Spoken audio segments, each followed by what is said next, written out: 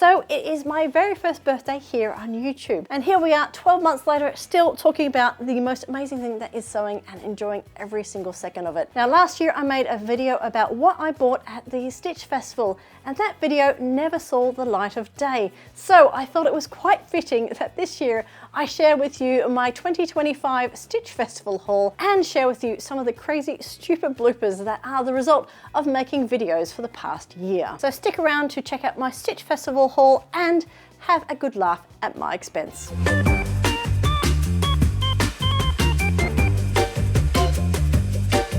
Hello and welcome back to my channel. My name is Kate and this is Ripper Seams. So with this video, we are actually celebrating my first year on YouTube. That's right, on the 7th of April last year, I very bravely put myself out there on YouTube and put a video on about my passion for sewing. And yep, a whole entire year later, here I am still doing it.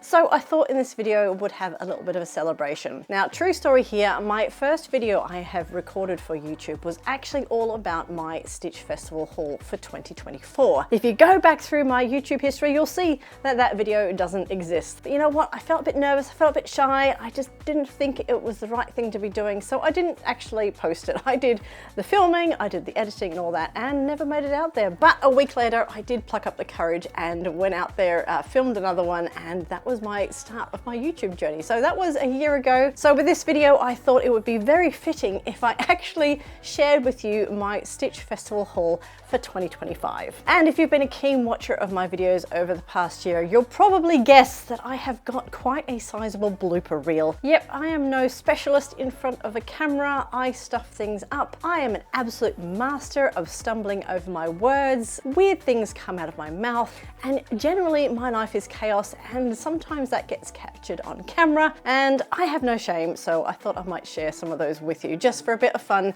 and you can have a bit of a giggle at my expense. But I'm going to leave that to the end, and we're going to get stuck into that Stitch Festival haul. Now, to be honest, my plans for the Stitch Festival this year were big. I was going to go hard on that one.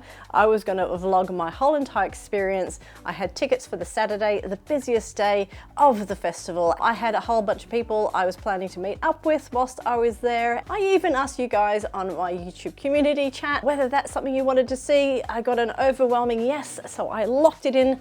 That's what I was going to do. However, the very next day, after confirming that, yeah, I got very, very sick.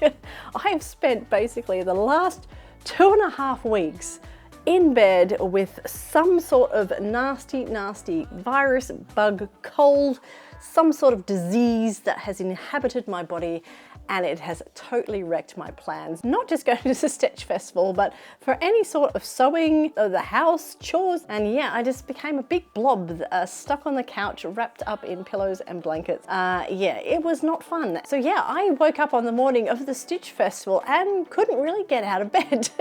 I was very, very tired, lethargic, and yeah, just didn't want to go anywhere. So I didn't. My tickets went unused, and I just sat back and watched everybody on Instagram having an absolutely lovely time, feeling a little bit sad and sorry for myself. So yeah, that ruined my plan completely. But what I did was Saturday afternoon, when I was starting to feel a little bit better, I went online and I got some tickets for the Sunday session. So on that Sunday morning, I woke up feeling so much better than I had the day before. I think I just laying low and having good sleep kind of did me a world of good. I had some energy. I felt like I was on the mend. So I grabbed my daughter, we jumped on the train and headed into Islington, into London, and went to the Stitch Festival. Very glad that we went on the Sunday, especially that afternoon, because it was so much quieter than I can imagine any other time of that Stitch Festival being. So like I mentioned, I took my daughter along, which was new for her. She has never been to an event like this, and I took her along because she herself is quite the crafty little kid, and I thought it would be fun for her to have a look at one of these events, but also have a look at some of the other fun, creative things that you can do. Obviously not just sewing like I do, but there's obviously lots of yarn crafts there, other crafty kits, things that might interest her. So I thought it'd just be a really fun day for her to go and see all the different things, kind of blow her mind a little bit about what crafty things she might want to get up to in future. Going with my daughter meant that I was looking at things with different eyes, because if I had gone by myself or had gone with sewing friends, we would be very much focused on the dressmaking side of things, the clothes making, fabrics and so on. But going with my daughter, we were focusing more on the smaller crafty things, a lot of the yarn crafts, beady crafts, embroideries and things like that. Stores that I might have looked at but kind of walked past in the past, actually spent some time having a look to see what was there, and it was a really fun experience and seeing some new things for myself as well. So with all that said, let's take a look at what I ended up picking up at the Stitch Festival. It is definitely a mixed bag. There's definitely some fabric in here, but there's some interesting things which, had you said, am I going to walk away from the Stitch Festival with that thing? I'm going to say no, but here it is in my haul, so let's take a look. So my very first purchase for the day was a small one, but a good one. I actually stopped by the Friday Pattern Company stall. It was great to see Chelsea there, have a bit of a chat to her, had a bit of a laugh given the fact that she had all her lovely patterns there, that I wasn't going to buy any because I pretty much had them all already. So what she did have, however, was some lovely seam ripper merchandise, and I got this bumper sticker. So this is saying seam ripping day tripping, and I could not go past this. This has got to go somewhere in my sewing room and might actually go on my sewing machine case for when I'm going to my sewing socials. Just perfect for ripper seams. So yeah, I've got that one. And on the same note, she also had this cute little seam ripper design. It's a sticker which I could go past, and also the cloth patch version. So I have both of these here. One's going to go on a jacket or a bag or something, and this one is probably going to go on my sewing machine because, yeah, why not? If you've seen my videos, you'll probably see that my sewing machine is covered in stickers. I have one more. So yeah, picked up these lovely cute little things from Friday Pattern Company. Always a fan of their sewing patterns, and it was great to meet Chelsea on the day. Now the next one was hilarious because as I've mentioned before, I love a bit of sparkle. I love some bling. My daughter is mini-me and she does too. So of course the lovely display by the Spellbound Bead Company was one we could definitely not go past. That had our attention for a very long time. All their beautiful baubles and all their beading designs, they're just so intricate. They're absolutely lovely, really well done. Their display is fantastic. I always love looking at their stall. So tempting. And so we definitely had to buy something from there. I let my daughter loose on the bead pick and mix. She had a great time going through that, as did I, and we decided to get a few beads, and we're going to sit down and make some bracelets together. We're going to do some matching ones, but we got a lovely little selection of beads. This is our little packet here, lots of little ones in there. I also have a selection of beads here already, so these are just little ones to add to our collection, some special little memory ones. So we're going to sit down and make some beaded bracelets together over the Easter holidays. That's what we've got there. So we got some beads, but then I was also tempted to get one of their lovely baubles. Now, I absolutely love Christmas and I love Christmas decorations. I put a lot of effort into my Christmas tree.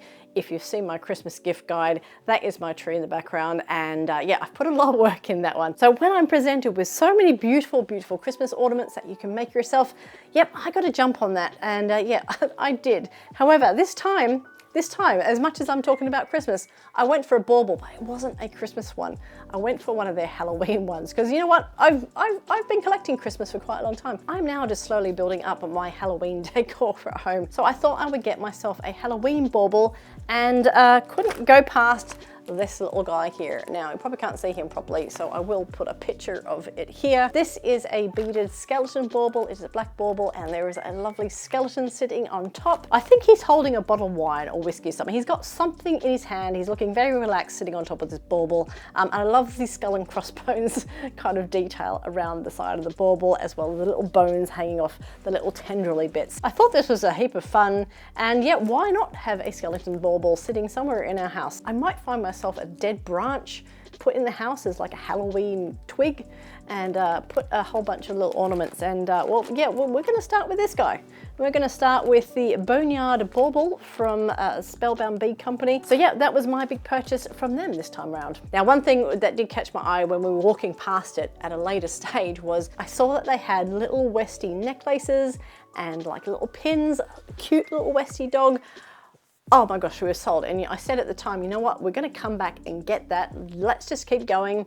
Then it hit 3 o'clock and the place closed and I forgot to get it. But that's all right. They sell online. I'm going to pick it up on there. My daughter and I would very much like to have Westie necklaces to represent our dogs, Poppy and Ripley. So yeah, they do those. It was very cute. I missed out, but you know what? We're not going to miss out. We're just going to get it online. Now, moving further into the Stitch Festival, obviously there are heaps and heaps of wonderful independent embroidery designers on display there. Absolutely gorgeous works of art that you can buy kits for. Last year I bought some from Rowan Dean and was very tempted by them again, but this time I thought I'd try something new and I picked up a lovely kit from Craftpod, and it's this one here, and it is this gorgeous barn owl embroidery flying through the night sky.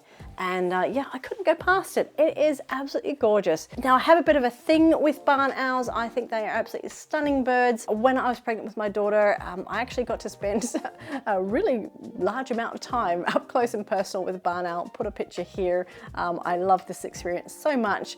Obviously there's barn owls in Labyrinth, the movie, one of my favorite movies. And yep, I absolutely think they're beautiful birds. So this embroidery absolutely spoke to me, it called to me. It is actually quite complicated. Now I'm really sorry, I've forgotten the name of the lady I spoke to in regards to this. I think it's her company. She went in great detail as what was included in the kit and how she went around embroidering this. So the base is actually a navy blue felt and everything else is appliqued on there, and obviously the very fine stitch detail. There is a lot of very fine embroidery stitches going on here to get that design on there. I am up for that challenge, and yeah, I think this is going to be a nice little one just to do a little bit different, take your head out of clothes making. Funnily enough, I have some international travel coming up at the end of April, and I'm not going to be able to take anything dressmaking related really, so I thought this lovely little kit might be perfect for me for the evening when I'm sitting by myself in the hotel room. So yeah, I think I might take this with me, see how far I get on there. But yeah, this has got these beautiful little stars on there, little tiny stitches, giving that perspective. And I just think this is a beautiful kit. I really want to start decorating the wall space in my sewing room with beautiful things that I've made. And if I don't manage to make a total mess of this, this should hopefully have a lovely position on my wall in there. So this is my big challenge, is my barn owl embroidery kit from Craftpod. So next up I got some buttons. Now Ethel and Joan have been a bit of a mainstay at all the craft shows I've been to of late. I have always looked in detail at the store. Not only do they have a lovely range of very unusual and beautiful buttons, they also do jewelry as well. I'm fascinated by both. I always want to buy something, but I never do. But this year was different. I bought some buttons. So I love their cloud designs. They've got some beautiful earrings, which are little clouds, which kind of feed through your ear, little dangly ones. I love them. I've been tempted to get those so many times. Again, did not, but I did get their cloud buttons, and they had these beautiful ones here. So these are 6 buttons, and there's kind of 2 of each of the colorways. There's that pearlescent white on there. There's like an orange creamy and a pink creamy kind of cloud on there. I think these are absolutely adorable. They're different. I love bespoke resin buttons because I tend to find that they blend in. It's really easy to get a good color match. These ones spoke to me, and I thought it was time to bring some Ethel and Joan buttons home with me. So I've got these beautiful cloud ones here. Absolutely love them. Don't have a specific project in mind, but I thought because there's 3 different colorways on here, I'll either split it up into individuals or 2s, or if I do find a project which blends in with all these colors, I'm going to be ready. So I think these little clouds are going to have quite a bit of versatility. The next lot of buttons are apparently a new design for them, but are these cute little bows. I'm going to put them up here, and these are some lovely little pearlescent white little bows. There's 6 of them there. I do have a purpose for these. So I am going to be making the Apolline Patterns Justing top. There is a row of buttons that run down the back. I've got some lightweight white cotton. I don't want to have anything too flashy as buttons going down it, but I thought these buttons would be cute. These would blend in perfectly. So yeah, these are going to go on my Apolline top. To be honest, I don't know if I need 6 buttons or more. It's going to be a fun surprise when I open that pattern and find out I need more. So I might have to go online and get some more from Ethel and Joan. But we've made a start. Start's better than nothing. That's what I got. I got these. So 2 sets of buttons from Ethel and Joan. Now my next purchase was very much influenced by my daughter. This is one that she was very keen to go have a look at. She saw it from the lower levels. It was right at the top. We had to go have a look. So they were these beautiful knitted designs by Sincerely Louise, and they were all different types of animal heads kind of on the wall. A little bit unusual, but still incredibly cute. They didn't just have the heads, there were some other kind of completed items on there. They had a beautiful octopus, which was absolutely endearing, and we love the octopus and a few other little critters on there.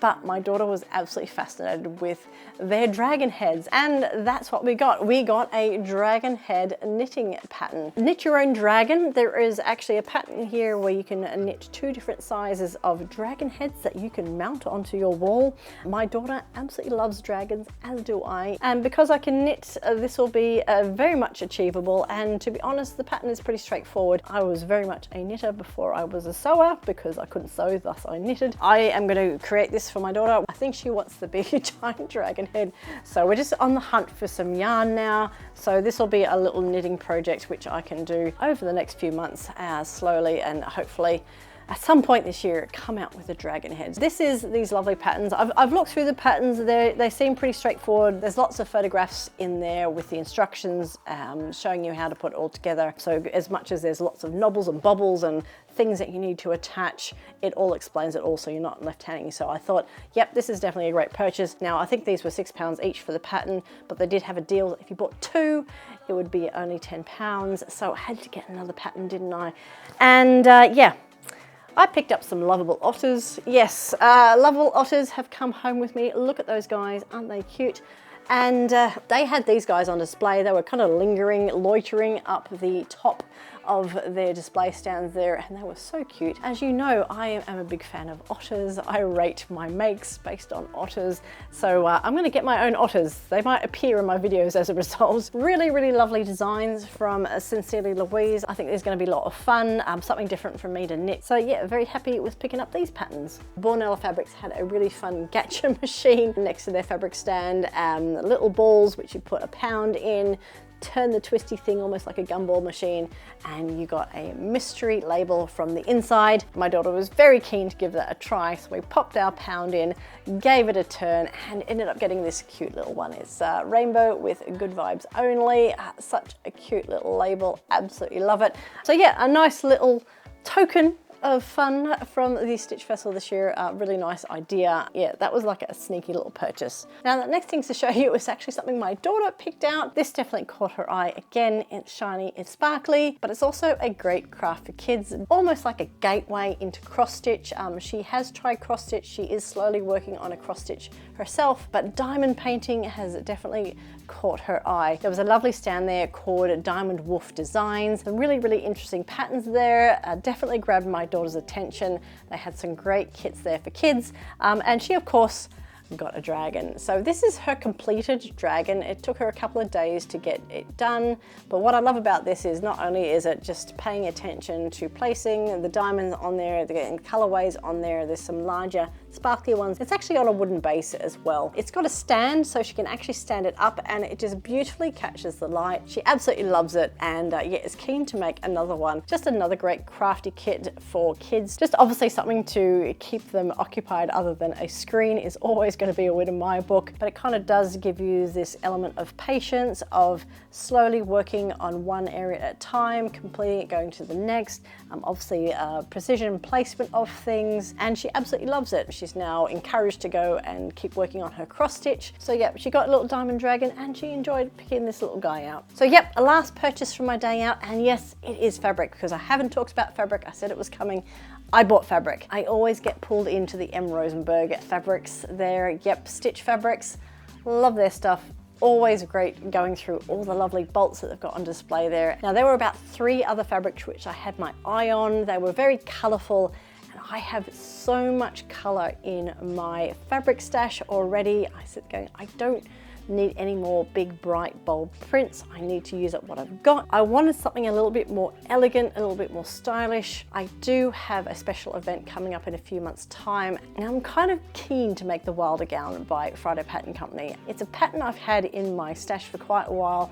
I don't know if it's going to suit me, so the type of fabric I was looking for was something that was a little bit more understated but quite elegant, and I think I found my fabric. So the fabric I got is actually a satin type. It's polyester, but it is a satin. It's very light, flowy satin, and it's this one here. It's a bit more of an abstract floral print, So it's got this kind of oyster colored base to it, but these are these big out of focus flowery blobs on there. But I thought this fabric was very elegant, very understated, and I think this would have like a really nice stylish wilder gown. I'm gonna go full length, but I think this fabric is so nice and flowy that I could just put a slip underneath it and still be quite good for summer, even though it's polyester.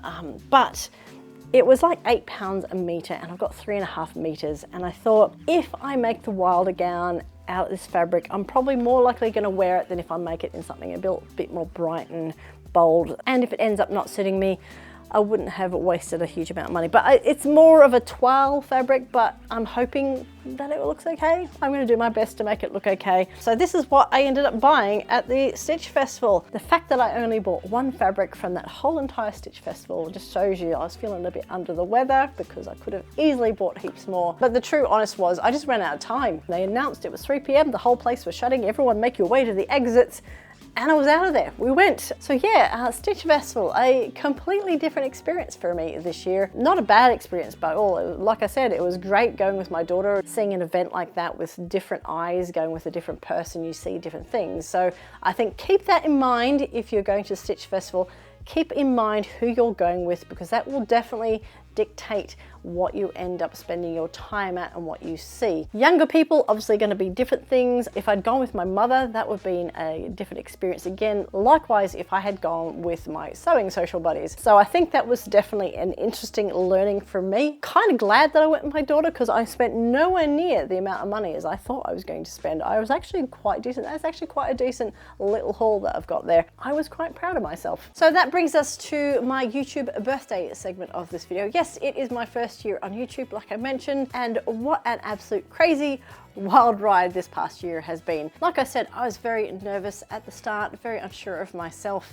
I had a little goal in my head. I said, I would be extremely happy if at the end of my first year of making YouTube videos, in 1 year time, I would very much like to maybe have 1,000 subscribers. So yep, we smashed that one. So a very big thank you to everybody who has watched my videos. Big, massive thank you for those who continue to watch my videos, those who have subscribed, and those who have commented and shared your stories, your comments, your ideas, your suggestions. Just said hello. It's been absolutely wonderful reading through them, having that conversation with you. I'm absolutely over the moon with the response to Ripper Seams, and I'm just looking forward to making more videos about sewing going forward. Absolutely. Can I do the little heart thing? I know there's other funkier ways to do this.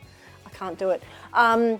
Thank you so much. I really appreciate your custom and hanging out with me. Nothing left to do now other than show you all the bloopers that have come out of the past year. As I edit my videos, sometimes I come across instances of just pure ridiculousness, and I save them. I save them because sometimes I look back at them and have a bit of a laugh, and I thought you might like to have a bit of a laugh along with me. Before I run the bloopers, I will sign off here. Thank you again so much for watching Ripper Seams and being part of my YouTube world. It really does mean a lot to me. If you are watching and you haven't subscribed, then please do so. Link is down below. It doesn't cost you anything. Go and click on that subscribe button. And whilst you're down there, please also leave me a comment down below letting me know what your favorite Ripper Seams video has been for the past year, and what type of videos would you like to see me make in my second year of YouTube. So yep, go and put those comments down below. And with that, I wish you a wonderful week of sewing. Time to go check out me and my weird, crazy, chaotic life making YouTube videos. Check it out. Serious Kate time. Look at me, I'm a disgrace.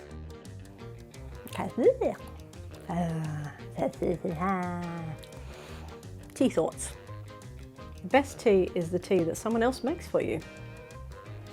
Hello. Hello. Hello. Shows what's happening. Right, so I'm ready to film, and quite literally my back molar has fallen out. And I don't know exactly what's happening. It feels extremely weird in my mouth.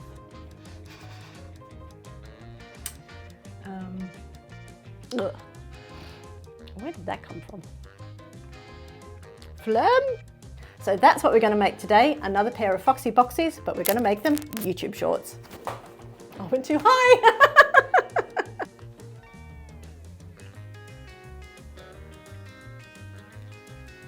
Does my mug match my top? Yes, it does. Look at that. Okay. Attack! It's huge. What is it? Okay. All right, step foot. Step foot. I have. We have. Alrighty, we're into it. I'm messy, I'm dirty, not a nice pattern, freaking brown stains everywhere. Oops. My reindeer ears on. Something just jingled. Okay. Excuse you. Can't One see is it. close and one is far away. True. Which is which? Which is the lemon? He's holding a melon in Which his is the other melon? hand. One is close and one is far away.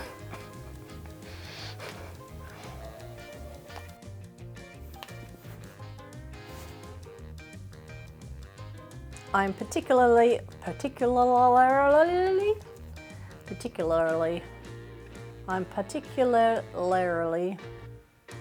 is not a word. How do you pronounce that? Particularly,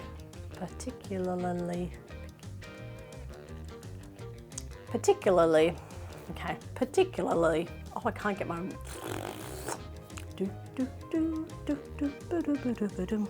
so I have absolutely no idea what's inside, but fingers crossed. All right, here we go. Yeet! I just hit the camera. Slightly stretchy fabric. But I actually managed to find really, really nice proper hoodie cords. What do I call them? But through looking for shoelaces, I actually managed to come across a place that does a really, really nice, different coloured, proper hoodie waistbands. Why am I calling these waistbands? Now, my third and final make is I'm gonna die. So I thought this fabric would be perfect, nice and light and drapey for the long trousers for the Tamarama set. Tamaramas, oh God, I still can't say it. Oh. I do weird things.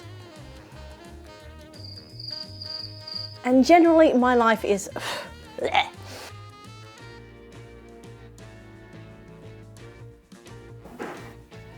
That was the ice maker. It's like the fridge is farting.